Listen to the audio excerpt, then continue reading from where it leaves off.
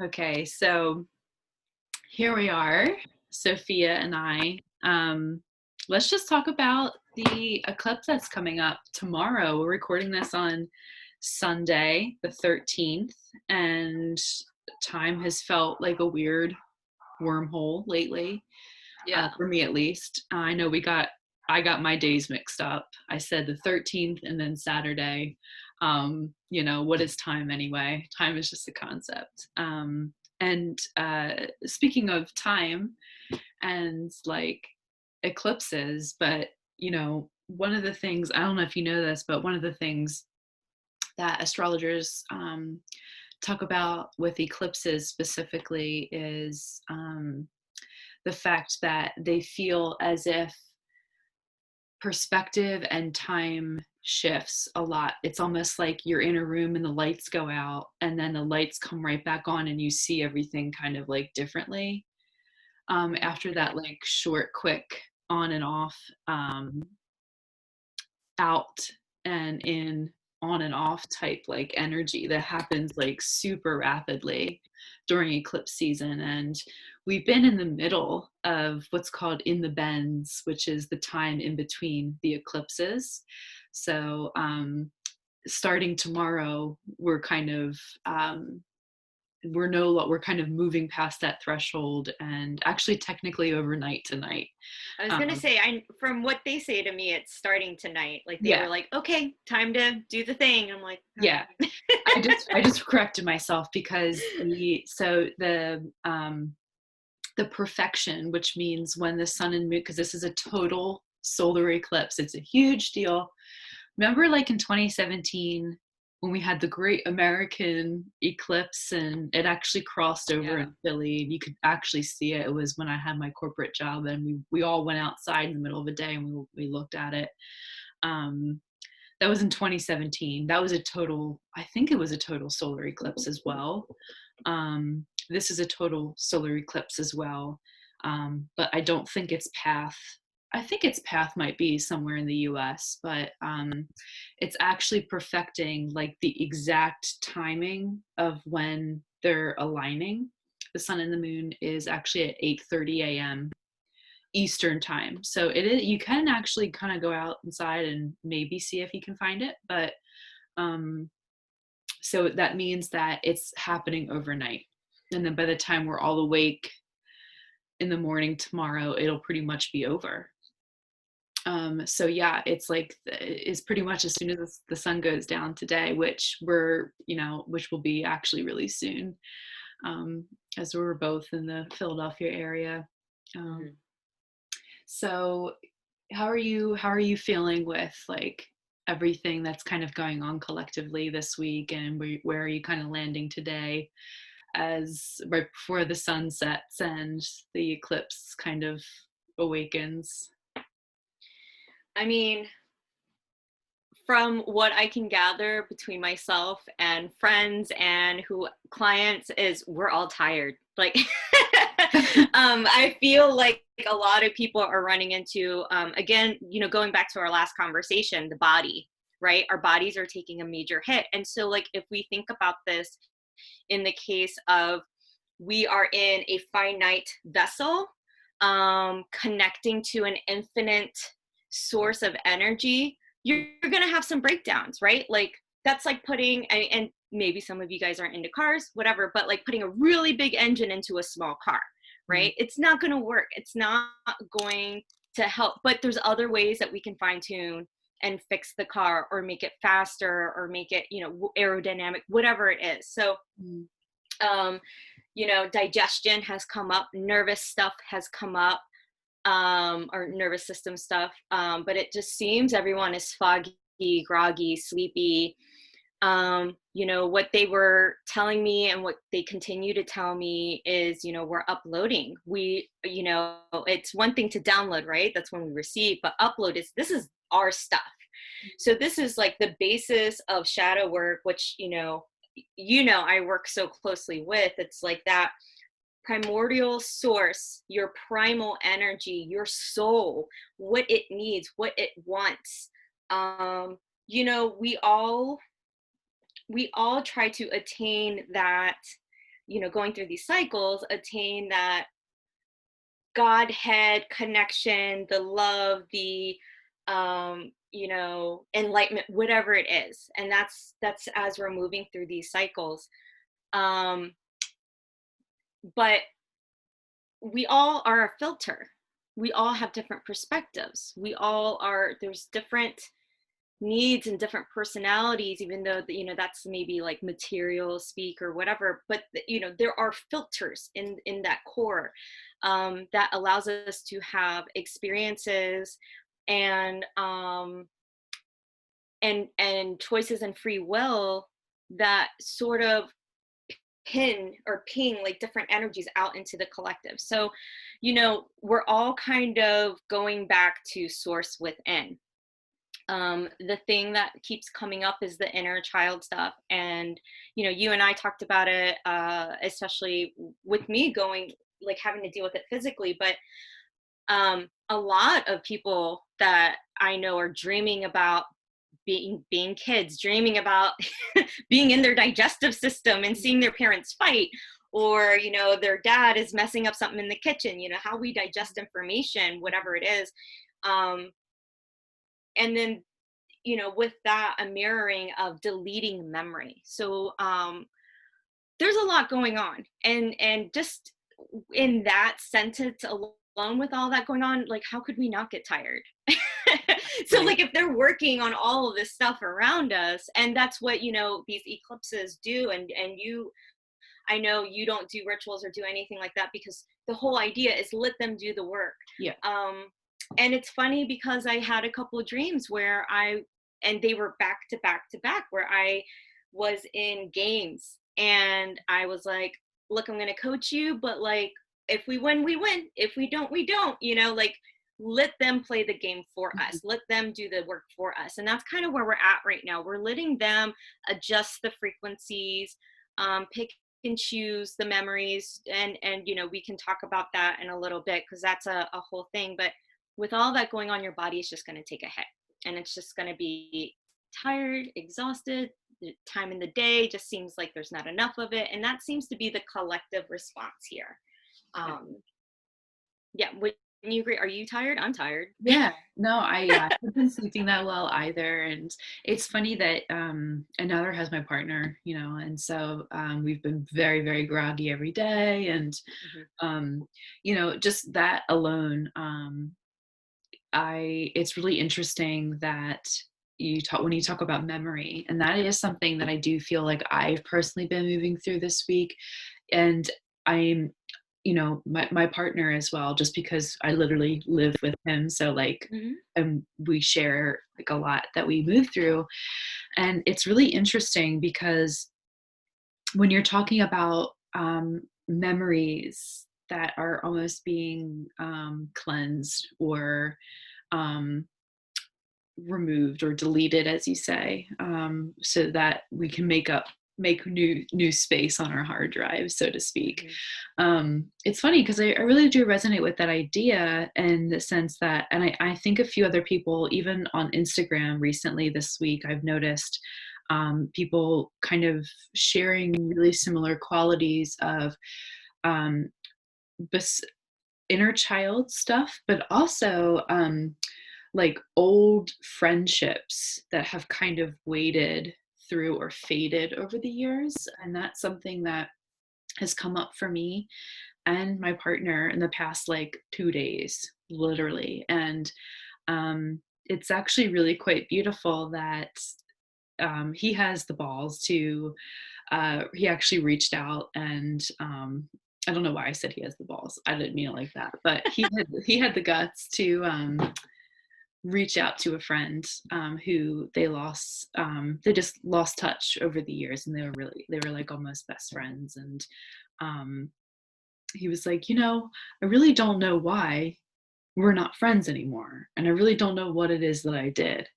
And the reason why I'm bringing this up, because I really kind of articulated something after the fact. After he brought it up, I was like, you know what, I kind of am experiencing the same thing, where it's about, I think, different perspectives, talking about perspectives that the way in which we engage with our memories, and in a way where it's like, well, my perspective in this friendship was this. And it's almost like he said, she said type quality of like, well, what's their perspective? If my perspective is this, my memory, I remember it this way. Are they remembering in a different way? And why is there no common thread? And after years of really not talking to each other, he actually reached out to him, like just through Instagram yesterday, and he got a beautiful response back, and now they're talking again. It was just one of those things where I was like really, really impressed and really inspired by that. And it was really just like cutting through the assumption. And assumption is a big key word for the shadow of Sagittarius and the shadow of Gemini. Speaking as like on astrological terms, perspective and assumptions and what our relationship is with the truth and maybe our truth. What is your truth and what is my truth? And that's like happening on this smaller level of friendship memory and how we remember the truth of our experience, and how someone else has a different view of that, has a different truth of that from their own perspective, so that got healed for him through him initiating that and through him actually having dreams and thoughts around it. So that came up for me in a meditation that I did. I didn't like dream about it, but it is something that's been on my mind for a couple of days. And a week ago, I also reached out to one of my best friends from childhood, who we also lost touch over the years, and now we're talking again. I'm moving closer to her and all of that stuff. So it is really interesting for two people who not only live together, I guess, and who are partners for almost 10 years, but we have very different charts. We have very different astrology, and that this eclipse has hit us in a very similar way, and something that the idea of perspective and personal truth,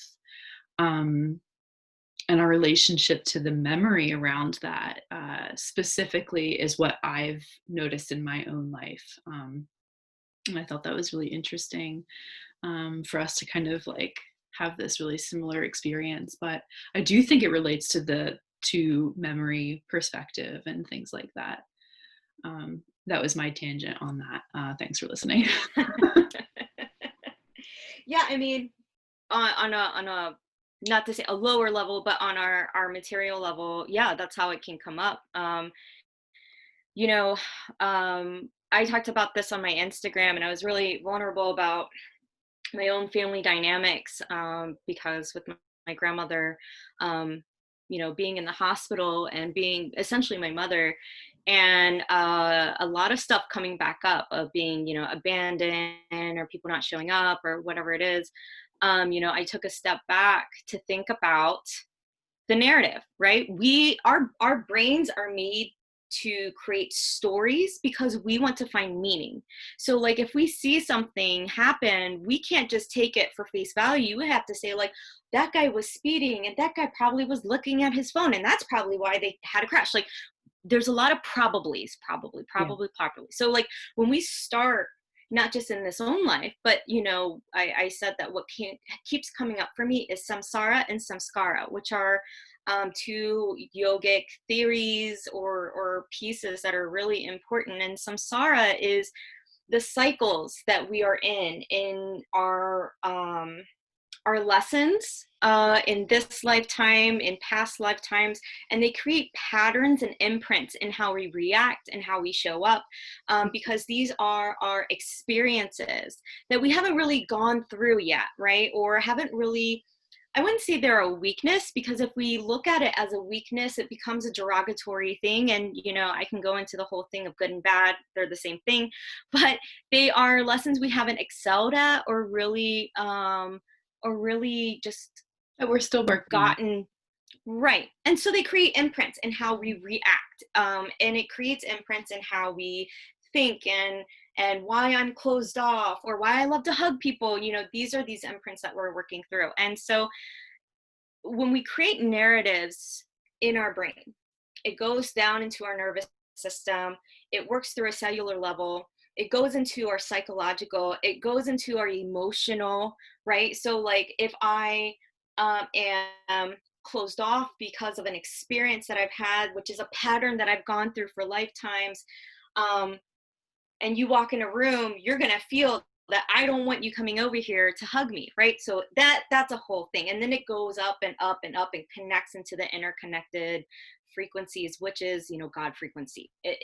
All frequencies are God frequencies. So Godhead, whatever you want to call it. But so we have to think about the capacity of what we're willing to work through. Again, we're working through stuff that is, you know, reparenting, maybe mother wound, maybe father wound, maybe relationship wounds. So coming down to the family, which is our basis of all relationships. Mm-hmm. And what they're doing is, I told you, or I think I sent you my thing, like they were making computing noises. And in my meditation today, I took out my headphones and I was still hearing computer noises. You know, they're coming in and saying like, you're using up memory that doesn't need this space anymore. We're going to get rid of this because we as a collective have become a little stagnant, right? We've got so much going on in this material plane that our focus is just all over the place. Like, you know, it's a little different to like focus on the main concepts. There's so many concepts. There's so much coming at us, and we're all here on purpose. So these memories of friendships in which we were hurt, or places where we were toxic, or, you know, all this stuff can kind of eat away at us and kind of come up in how we react. Or, you know, when you're laying in bed and you're like, oh, 1994, and I wore that stupid dress and everyone made fun of me in second grade. Like that stuff plays in. So they're getting rid of these memories that are just taking up space, that are amping our nervous systems, because as a whole, our nervous systems are really taking a hit. And that's connected to our emotional body, which thus, you know, taps into the auric field. Like, you know, this is all stuff that's interconnected. So they're just kind of picking and choosing and pulling out things that we don't really need. So then when we are dealing with things face to face, because again, we're in eclipse seasons, so things are just going to happen for us. Mm-hmm. We're going to notice we have almost like a different perspective or a different reaction, or not be as triggered as much, or maybe be triggered in a different way because it's giving us a deeper understanding of the root. So this memory deleting is just creating space. It's like a braid. If the braid is really tight, right, you can't get anything in it. But if we loosen the braid, then like hair starts to drop, maybe it turns into a ponytail. This gives us the space for healing, or, you know, rewiring, or just space to let the light in, which is, I think, like the main reason you and I are having this conversations, because I called you and was like, oh my God, like there's going to be this intense light coming at us and it's just going to like hit us and burn things. And that's their way of showing me things. And then you were like, yeah, there's a solar eclipse coming up. But so all this stuff is happening because with this shift in the solar eclipse, we're going to get some healing frequencies, some healing energy, some movement, and some change in perspectives. We're going to get space. Space is a big thing here. Mm-hmm. So with these memories being released, with these reasons of us, like for some reason thinking about something that happened a long time ago and being like, why am I thinking about that? Who cares? They're kind of going, okay, cool, plucking it away from us. That's that next step of change, or getting back to who I am, or, you know, without those weird memories of patterns that make us so scared of something. Yeah. Now we're releasing blockages that allows us to step into what my spirit wants. You know, like these things happen and I got so embarrassed because people made fun of me, my dad made fun of me, whatever. Now certain memories are going to get pulled because now I don't feel embarrassed anymore. Like I'm just going to show up. Right. And that's the next thing in this solar eclipse is like, do you have the capacity for it? So creating that space, you know, from this last eclipse is important to see if we have the capacity in doing what we need to be doing to show up. So this is, like you and I were just talking about, a time to set up. And this is the importance of memory being deleted or being transmuted. You know, that was like a big way of saying it. I hope that that Yeah, makes no, sense. I like the concept of memory being transmuted, because I think that our relationship to memory is also what's kind of happening in another way to put it too. And you mentioned like maybe we're thinking about these old memories of like being embarrassed or whatever it may be. And you know, I'm sure 99% of the people involved in that situation that you're stuck on being embarrassed about don't remember it at all, Mm-hmm. because it's like, it's not their, it's, you're the one who was embarrassed. So of course you're going to remember it, but like no one else fucking cares. No one else most likely remembers. And so it's almost like that, maybe that's why judgment is coming up here. The judgment card is here in a way of like releasing and healing old stuck things that are weighing down on us and have been for a long time, whether we're consciously or unconsciously aware of it. Yeah. um, and the thing with that again comes back to perspective and truth in our relationship to our own truth and our own truthful memory. And I think that's a big thing with Sagittarius. You also talked about you personally before we started recording about not about needing to kind of reach out, about needing to kind of show up. And you're saying now like this eclipse is here to ask us if we have the capacity. Yeah. And what I like about that, oh, my cat's coming. He's coming. You'll see him in a second, everyone. He's gonna jump up. Um, is that the capacity of showing up and reaching out and needing, not needing, but also like you don't have to go through this shit alone because you're not going through it alone. Right. Is the Gemini aspect, the polar opposite balance of Gemini and where this eclipse is sitting. This solar eclipse, the sun and moon are actually the sun and moon and Mercury today are sitting exactly on top of that South Node portal, which means that this is time for healing conversations. This is time for, Mercury technically isn't memory, but it is our brain and our nervous system capacity. The conscious is the sun, the subconscious is the moon. And also samskara is when the way that you described that is very much the definition of like evolutionary astrology's definition of the moon. It's all of it's a visual celestial body of past impact, and like with all the craters on it, which means Mm-hmm. that it involves your instinctual nature, and it comes from like past experiences and how you show up in the present, where you might subconsciously not be aware of why you like to hug people, things like that. But anyway, Yeah. all of this is happening on the south node of Sagittarius. The north node, where we're all meant to be kind of evolving towards right now, is Gemini with all of this. And that is about relating to people, not being a loner, not being the hermit on the mountaintop like Sagittarius might be, but coming down from the mountaintop and coming out into the community of people and wanting to learn from people. That's Gemini.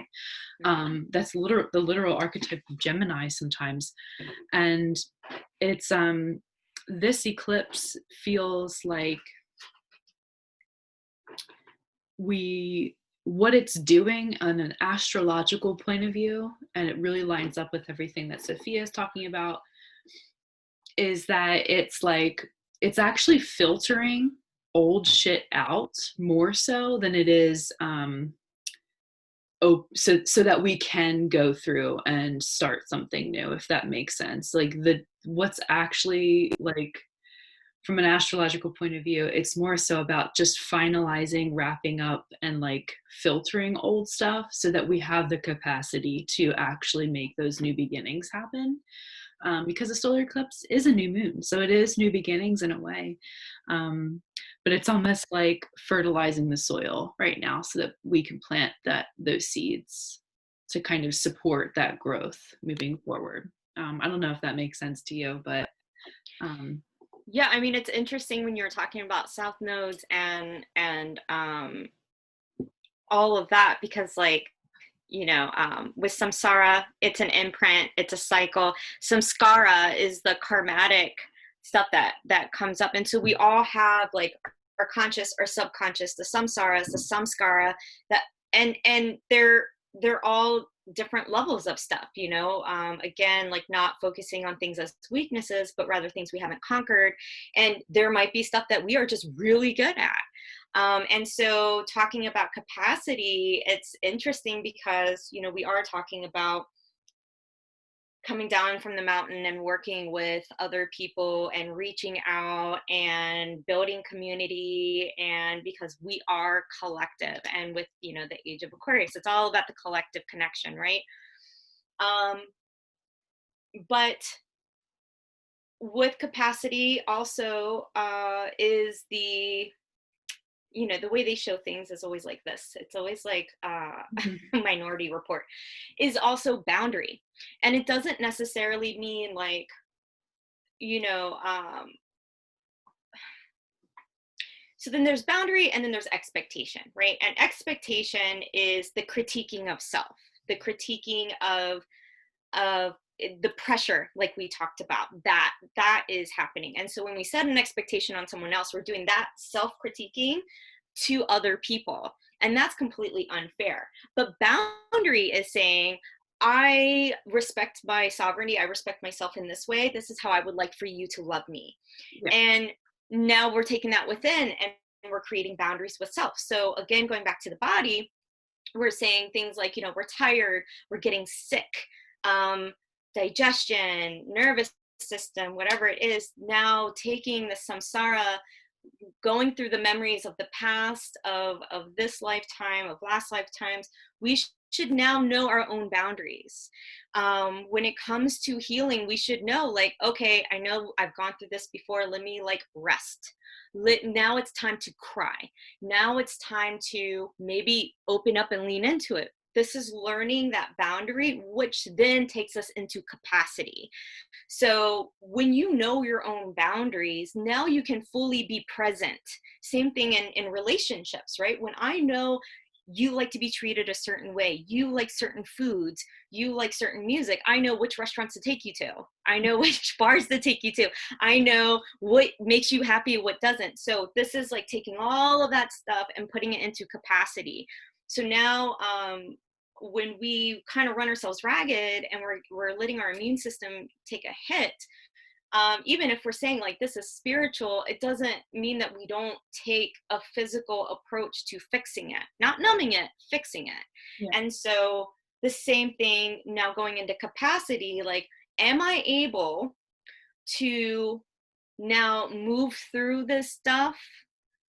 Do I have the bandwidth to handle those conversations with self, handle the reflection in the relationships to myself, handle, like, this is it, they all kind of go hand to hand. And, you know, it's again, not so much of what we're doing, but what's being done for us. Do we have the capacity to let it happen? Or do we need to control it? Right. But, you know, I think that it's just kind of interesting how the astrology just lines. I'm always like, my mind is always so blown which when is why you tell me this stuff, because I'm always like, I didn't know that. Like, I don't know, like, I know what my rising and my moon is, but I have no idea what's going on. But I mean, that's exactly what is happening. Is they're just saying, like, are you guys ready? And it's not like your full soul is going to set up. It's just like, hey, this piece of you that hasn't had a chance to shine in your many lifetimes, are you ready to strip it and go?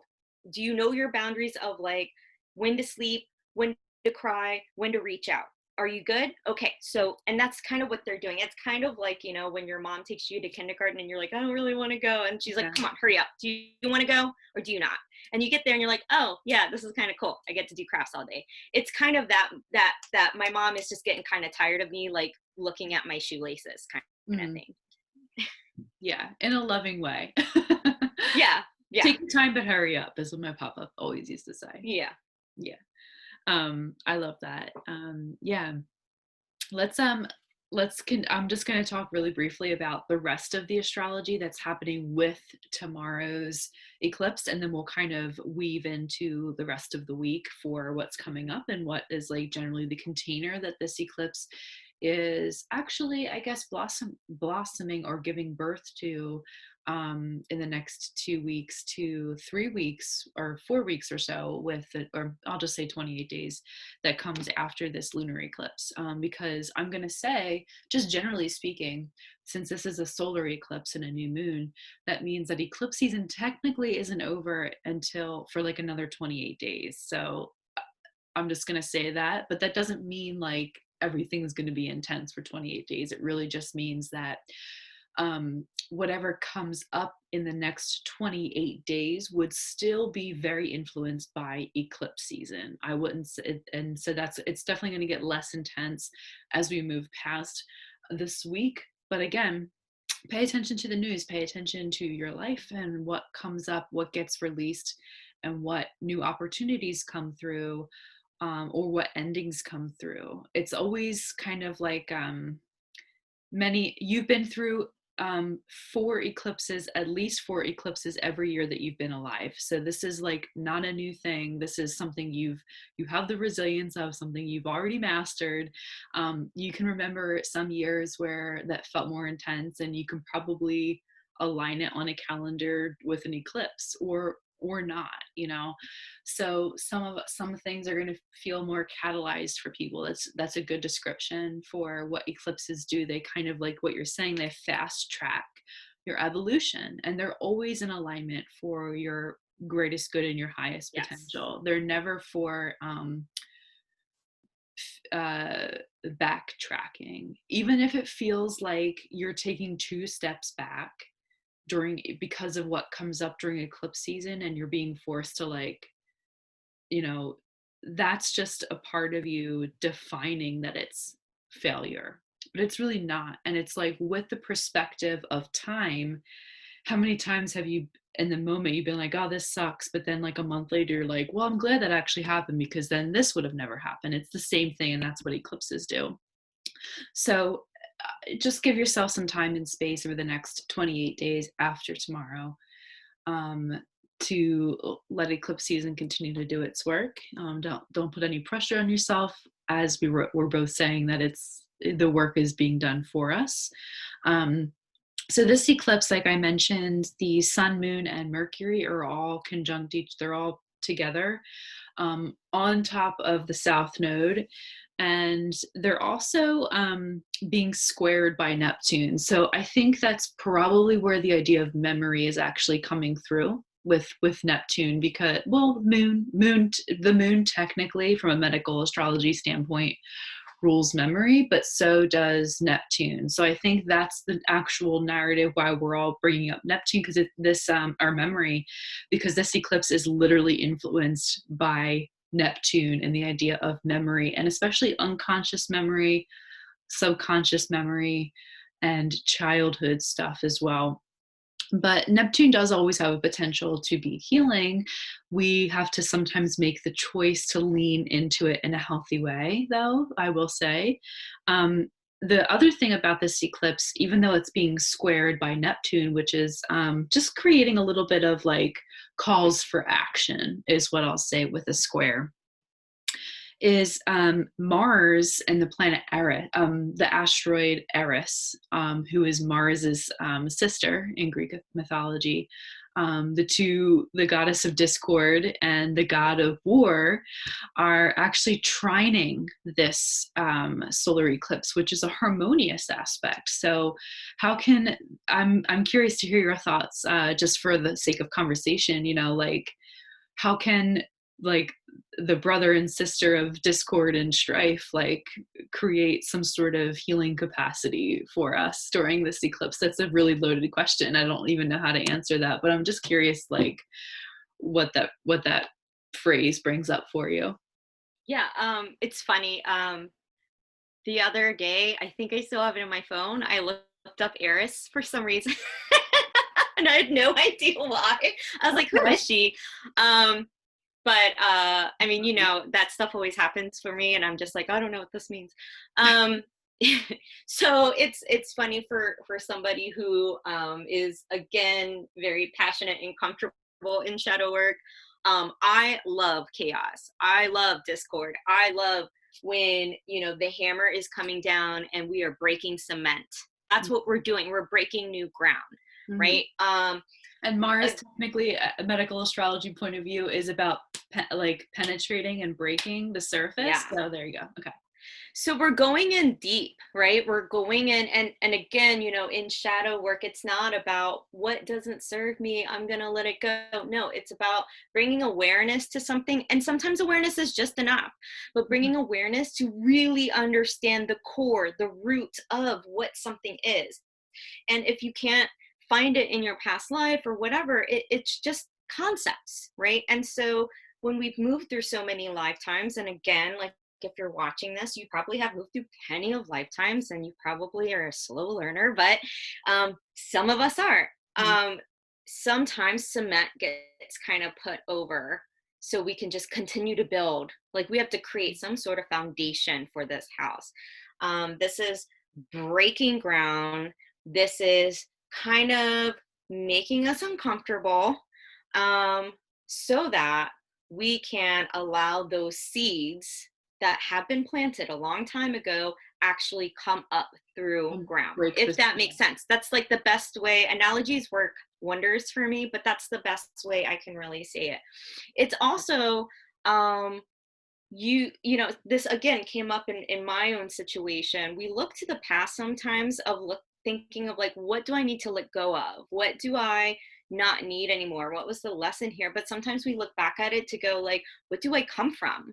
What gives me the capacity to handle this? So it's that like deep knowledge that you can go to war, you can go to bat, you can show up, you can do the thing that you have been wishing for a long time, but like was so embarrassed to do it. So like, again, the eclipse is like taking those memories, moving that embarrassment out of the way, and then just kind of like breaking down ground to be like, hey, you have the tools needed, and you're going to kind of remember that. It's giving the space to do that. So that's how I see this all kind of working out. Does that make sense? Yeah, totally. That just reminds me of that dream I had like a week ago where I was removing old debris, and then this in my dream, and then this crumbling structure, like taking off these bricks of this crumbling structure, came down, and it was like this ancient mastaba in my dream that I was like helping to like really quickly like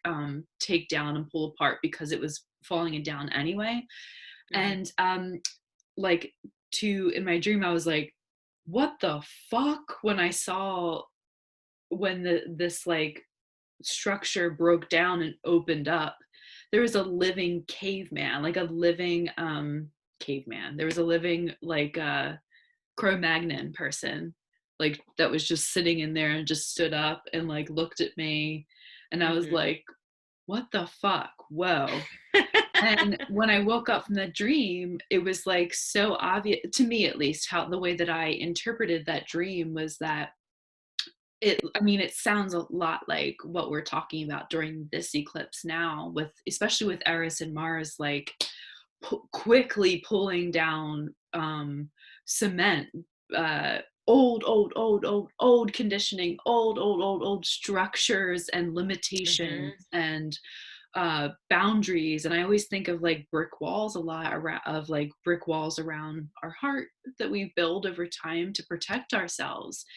And this was like a break of that, so that an old part of me, an old ancient part of me could come through. And that's like very much about what you're saying about those seeds that have been planted so long ago. At some point are given the opportunity to literally break soil and breathe and see the sunlight and shine. And that's the sun in astrology too, is here. So it's like almost as if I really love, thank you for like um penetrating that aspect of this for me, to kind of pull it back to this concept of these ancient parts of ourself perhaps coming back. And I remember you said around this, like it was almost like the same day that I had that dream, you had a dream or a or something come through in channeling where you were like Yeah. with houses and plants and things.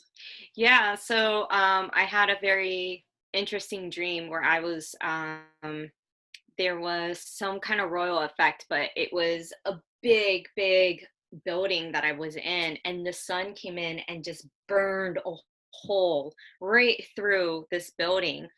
And then right in the middle of it, and then there was plants everywhere, and it's just returning to our nature, Mhm. releasing the social construction, Mhm. the family constructs, all these constructs that have built this house, and returning to our nature.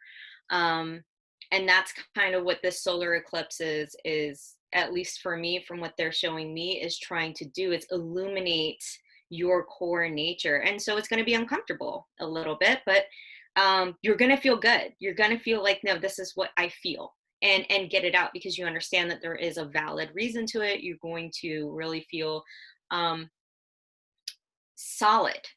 And that was the interesting thing about that dream, because there was so much light and fire, and there was going to be a lot of that energy, that movement happening, but there was so much fire, and it was like kingdoms are going to crumble. And whether that is governments, which we're seeing a lot of that happening across the globe, but also the kingdoms of thought, that we live in, that we have like listened to the rules and listen to what we're supposed to do, and the expectations of how we're supposed to stand in line.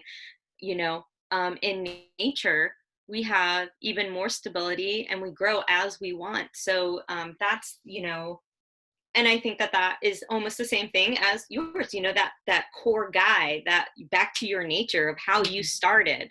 So remembering those. And again, this isn't like the whole self, the whole thing. It's not as chaotic as we're seeing. This is the time, you know, um, the thing in you that wants to shine moving forward, moving over the next few years, the thing that in shadow work again, like the thing that has the most darkness around it is typically your light, your apex. So this is the thing that is like trying to show up and really bring you back to your nature. I love that. I love that. It's crumbling the walls and deconstructing the walls that have been built over time of authenticity, of our true Hmm. authenticity in a way. I really love that. And yeah, I mean, what else is happening at the same time in the sky around all of this is that Venus and Juno, an asteroid that is very similar to Venus. So it's basically our relationships, is having a nice day of working well with both Jupiter and Saturn, who are both sitting at like the the door that is open into the next sign. So it's at very last degrees of Capricorn. In a couple days, Saturn is going to enter Aquarius for the first time in a while. Saturn moves through every sign for about 2.5 years, 2.5 to 3 years. So we're starting, in this week, we're starting a whole 3-year cycle basically with that coming up. But this is what I'm seeing here, basically reading it as Venus sextile Jupiter and Saturn, which means that they're both like this is wrapping up energy, because they're both at like they're all at 29, 28 degrees, so they're about to all leave new signs, start new signs. So it's like, again, this concept of wrapping up some cycles and working well with the aspect of love and harmony, as well as realism and like structures in relationship working well with expectations and things like that, meeting each other's needs and our own needs as well. That kind of concept of boundary. Saturn is literally boundaries. So it's the last planet that you can see with the naked eye, and therefore it kind of is the boundary of like visibility, actually. So that's kind of it for the astrology of tomorrow's solar eclipse. Is there anything else that you want to like add to that before we kind of just talk in more general terms moving forward after? Yeah, I mean, like what you were saying, that the whole Saturn thing is, what they keep telling me, and somewhat it's for me, but I know it's for in general, and I know a lot of people are feeling this, is like, stop playing small, shine, do your thing. Because the less we give ourselves that satisfaction of showing up the way we are supposed to, letting our filter show up for those that need it, it's going to hurt us on an emotional level, on a physical level, in our nervous system, creating anxiety, creating like a suffocation. So just let this stuff happen. And if that's how you feel, remember, the most valid thing that we can have is an emotion. It's valid, regardless if it's right or wrong or what that thought process is. If you're feeling that emotion, it's a valid emotion. Mm-hmm. They want us to start showing up because they created us. We showed up, we signed up for this, and we chose the hardest job there is, which is coming to Earth and having this experience. We could have gone to a different dimension, we could have gone to a different planet, we could have done whatever we wanted to do. We chose this. So stepping up in that, and also raising your own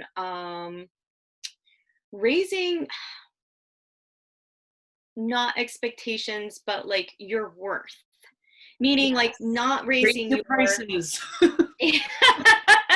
but raising, really stepping into your sovereignty and saying like, you know what, your energy doesn't align with mine, your principles don't align with mine, that exchange does not work for me. And like, the more you set those boundaries, the more you raise your worth, it only, again, it sends signals out, and our energy, our energetic field has no boundary.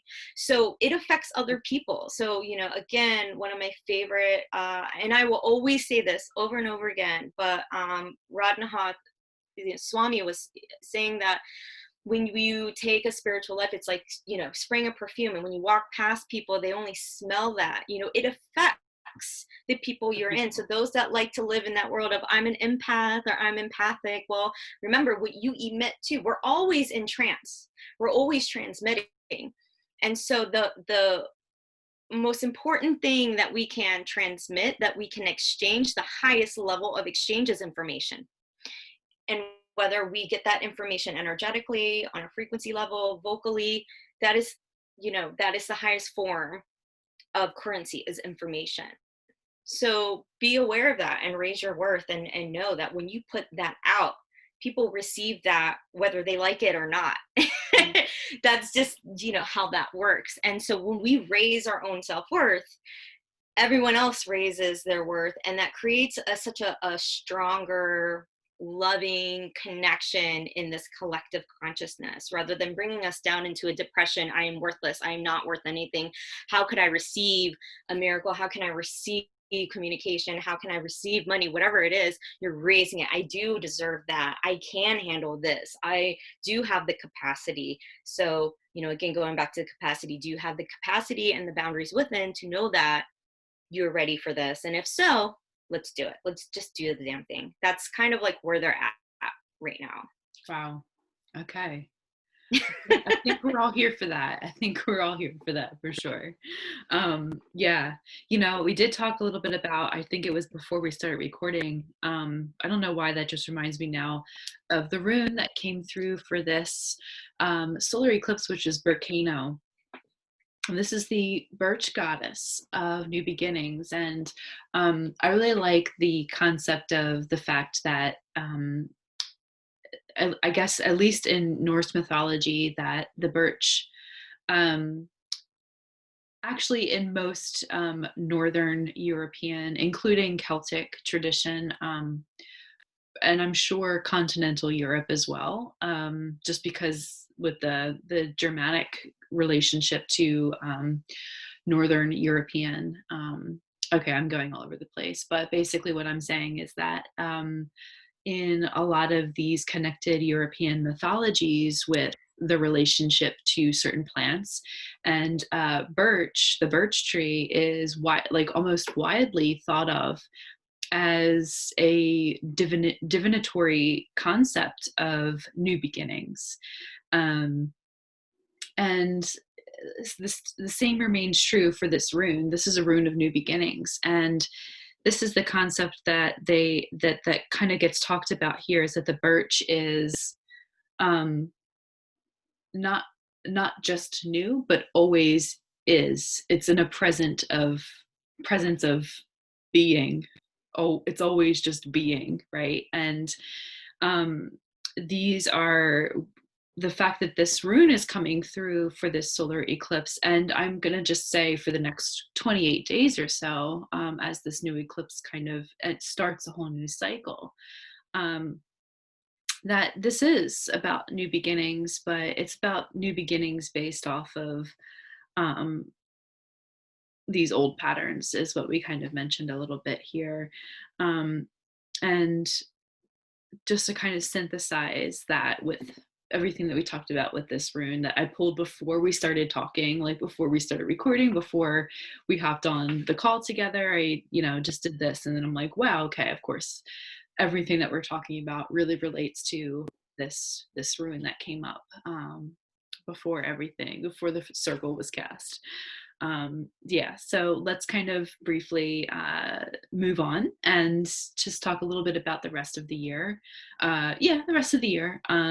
But I think that this really does feel like a 2-week portal that's really just coming up, because after this new moon solar eclipse on the 14th of December, we have a lot of intense astrology this week. And then it's pretty much all building up and leading up to the 21st, which is next Monday, which is Yule, which means that's the first day of Capricorn season. The sun enters the sign of Capricorn. It's also our first quarter moon. So, a week after the new moon, we always have a quarter moon. It's a waxing quarter moon at 0 degrees Aries. So the sun is at 0 degrees Capricorn. The moon is at 0 degrees of Aries. And this is the big drum roll, please. The biggest part of ending this year of 2020, the last like major transit of several years, is the Jupiter Saturn conjunction that happens on the same day as all of this energy. So besides just that, with like the sun being at a new degree and the moon being at a new degree, that of all cardinal signs, it's like an explosion of energy on the 21st. So this eclipse next Monday is going to feel almost like another eclipse on the 21st with that. So this happens every 20 years between Jupiter and Saturn. So this is not a rare event, but I'm putting a big but on the end of that because it actually is. Jupiter and Saturn do conjunct every 20 years. However, this is the first time that they're conjuncting in an air sign, that they're actually starting a new air sign, like they're starting a whole new element of conjunctions in air signs. Which lasts 200 years or so, like 150 to 200 years. So for the last 200 or so years, Saturn and Jupiter have actually been conjuncting in earth signs. So this starts a very, very, very like huge new cycle, with them now switching into meeting in air signs for the next 200 years. So another thing about this too, though, is that I mentioned that Saturn by itself in a whole new sign starts a 3-year cycle. Jupiter catches up to enters Aquarius later this week as well. And so Jupiter moves through a sign every 1 year or so. So this is a new 1-year cycle, a new 3-year cycle, a new 20-year cycle, a new 200-year cycle. And what's also fascinating about this is that this is happening on Yule, like a major cross quarter day.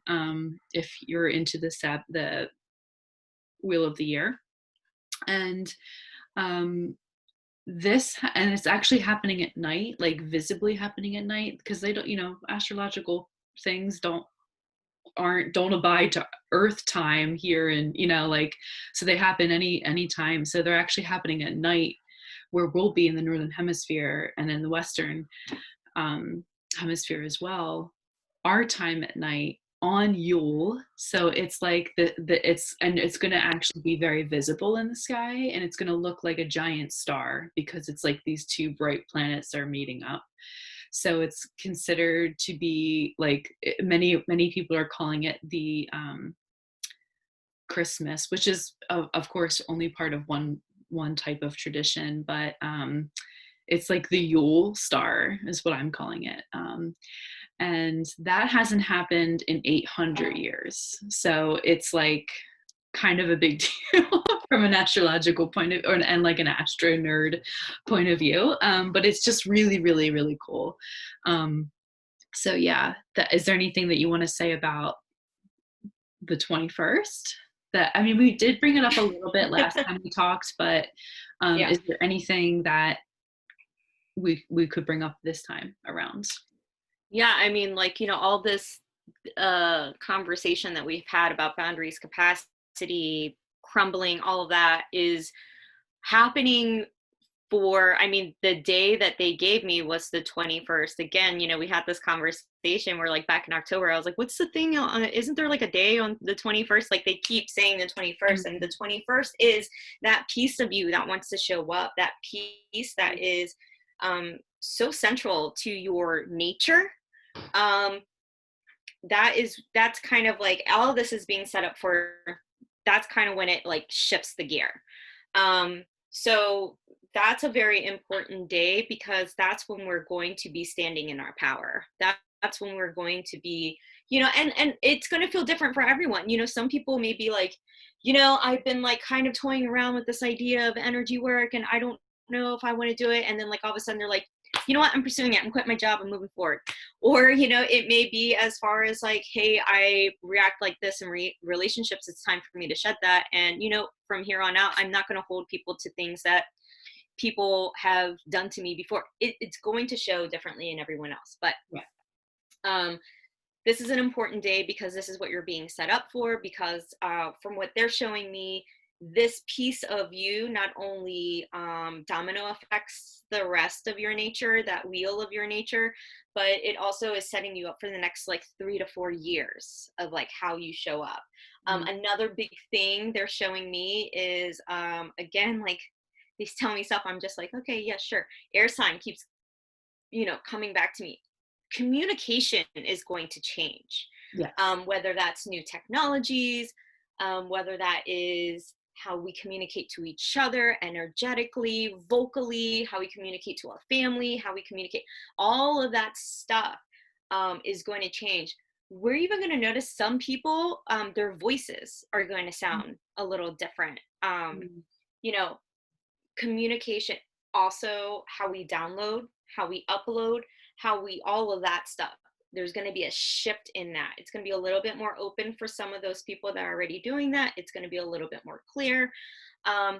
Communication is going to be a big, major, and that's not all what air sign is all about, but it's a major theme that they are telling me is very important, is the communication, which again connects to that collective consciousness, the communication, that transition or transmitting, and the transition of the transmitting.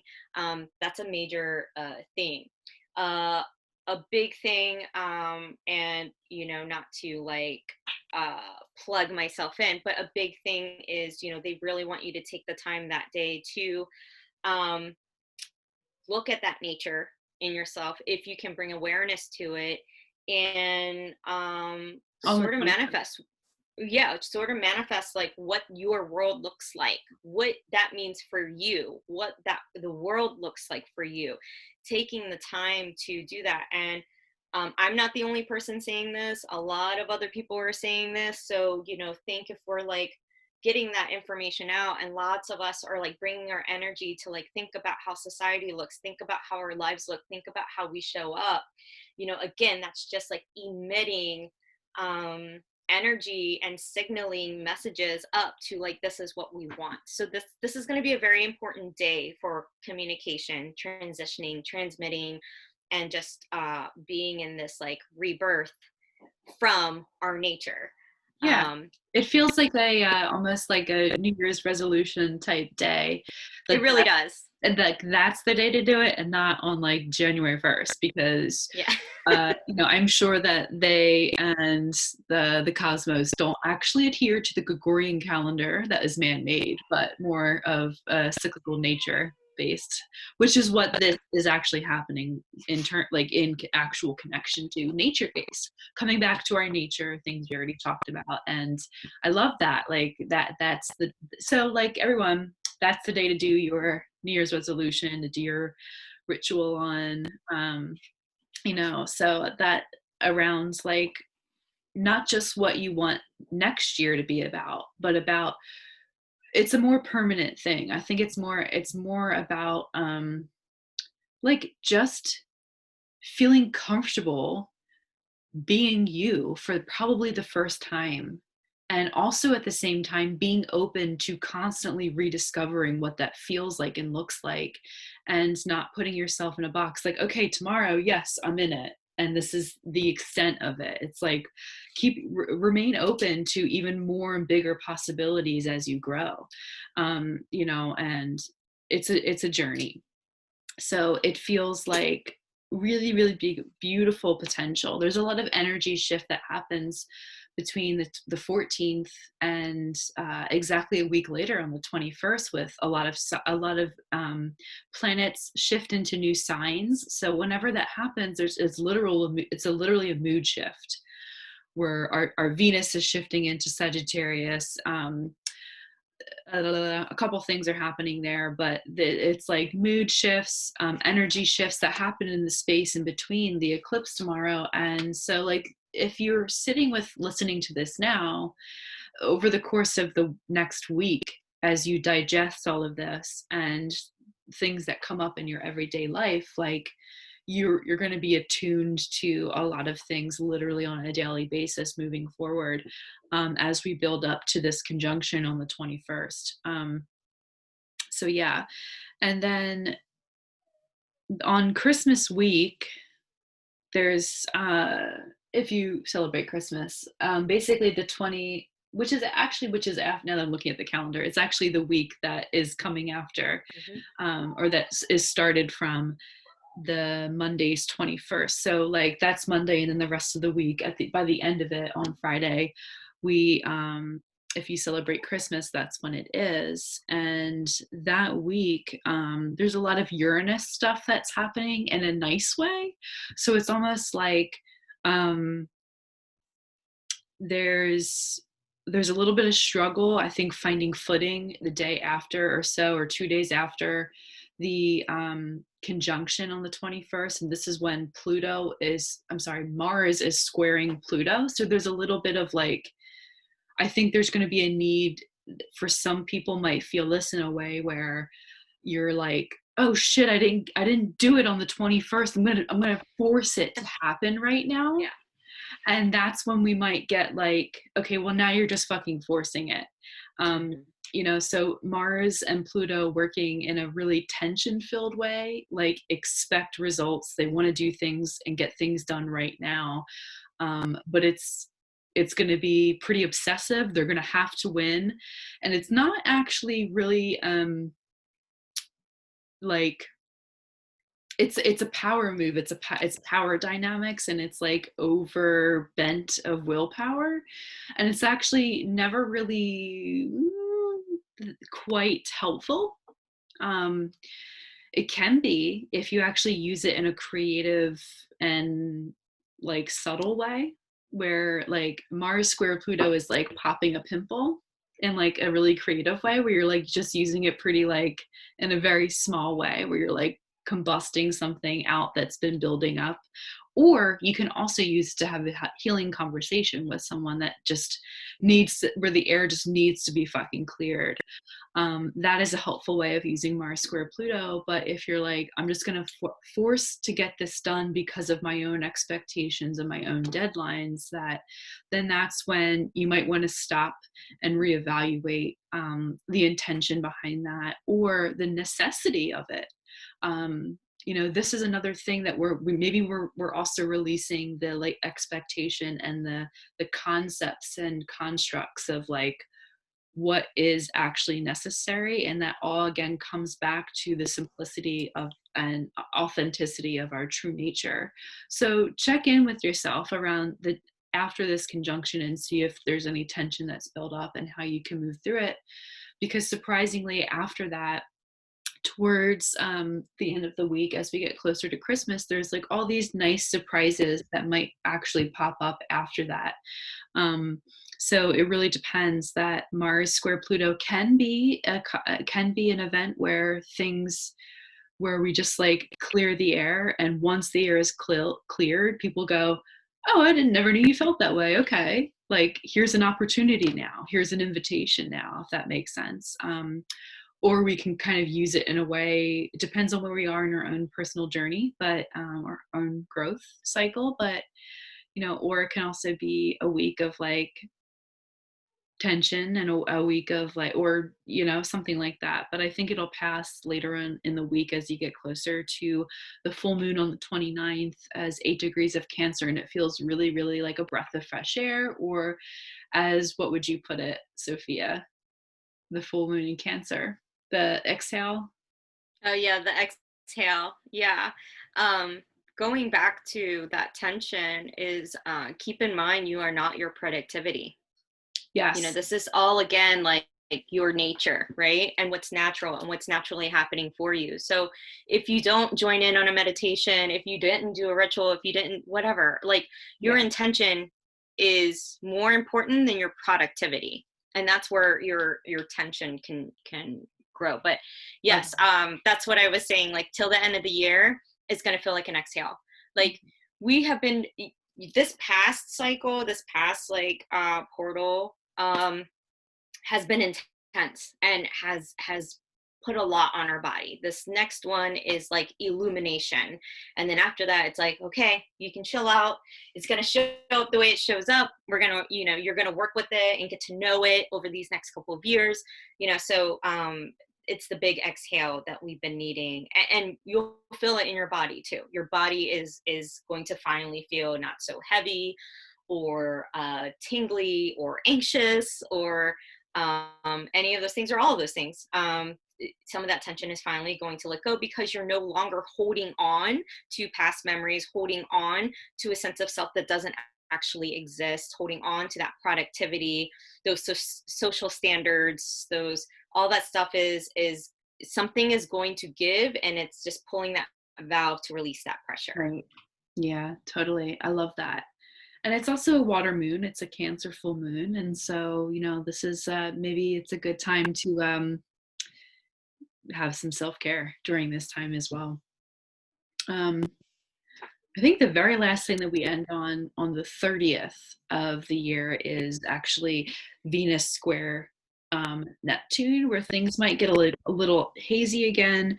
And I think that Venus square Neptune is also like not a bad transit. It's actually pretty lovely, pretty beautiful, pretty much about being open to beautification and fantasy, where fantasy or dream or imagination actually has a creative role in our reality, where it's not just about like escaping reality, but it's actually about creating reality in many cases, if we're using it in a healthy way. Not that any way of using it is unhealthy, or whatever you want to fucking call it. Like, I don't think unhealthy is a great word to use in general, but especially when it comes to this stuff, because this feels like it can actually be a really creative incubator, actually, as we shift into the Gregorian New Year, where many of us naturally have in our mind New Year's resolution type stuff if you're someone who follows that. But this is like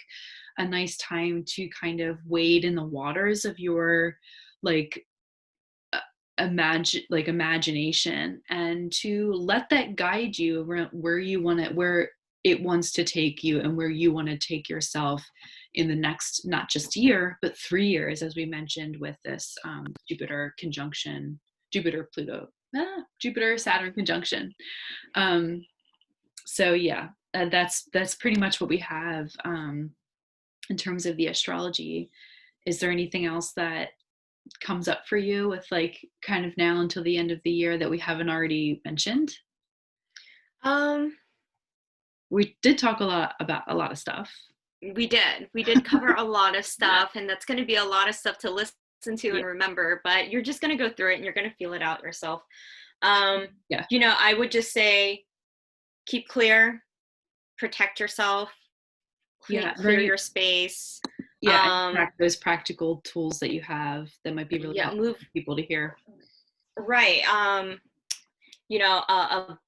It's funny. I was looking for it. I think I might have just lost it again.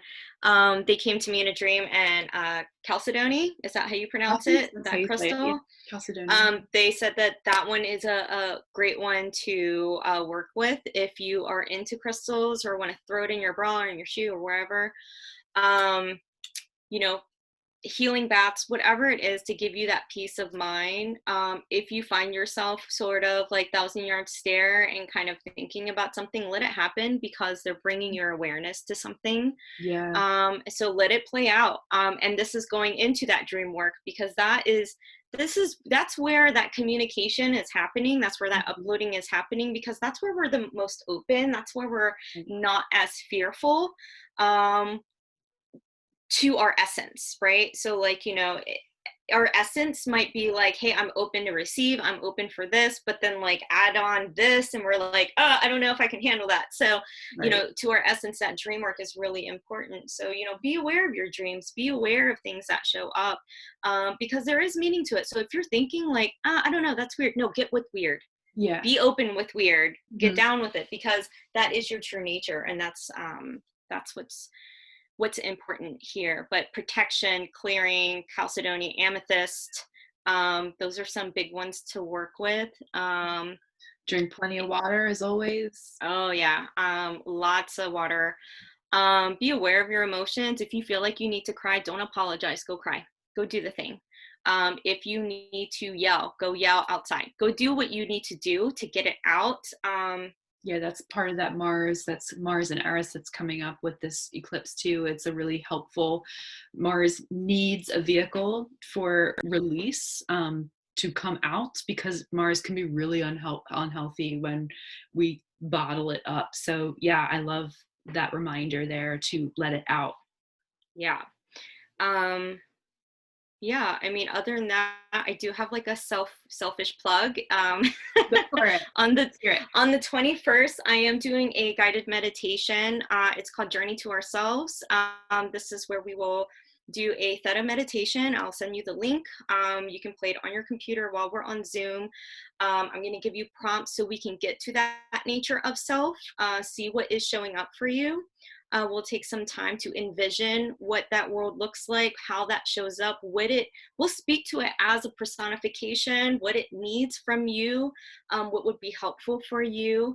And then we'll close with an angelic energy healing that I have been working really hard on figuring out and getting my bearings on. But it is cool, and it is very electrifying. So that's interesting. Every client I've had said they felt like they were like buzzing afterwards. But so that is happening on the 21st on my website. I'm going to also give your people a discount, so $5 off. So the cost is $35, or I'm sorry, the cost is $30. You get $5 off, $25 for all of that. I think it's going to be super helpful for you to like really bring that intention in and just like give yourself that space to heal and let them kind of it's a regeneration of your cell, from the cell all the way out to the ethereal of your frequency.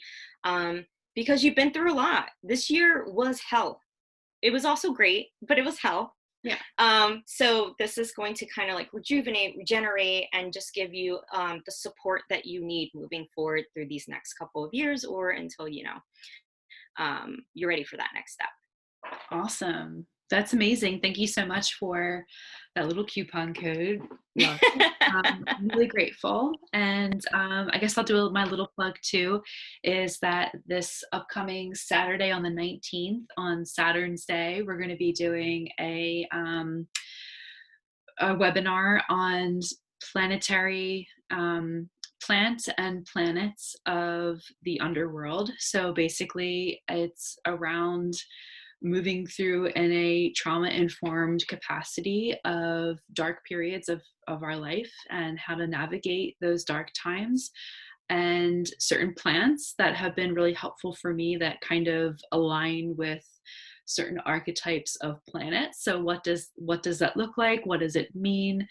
Basically infusing energetic plant medicine with energetic planetary medicine, and really just informing us around how to kind of rewire and create new neural pathways around fear and darkness. And it's not love and light stuff, but it also isn't,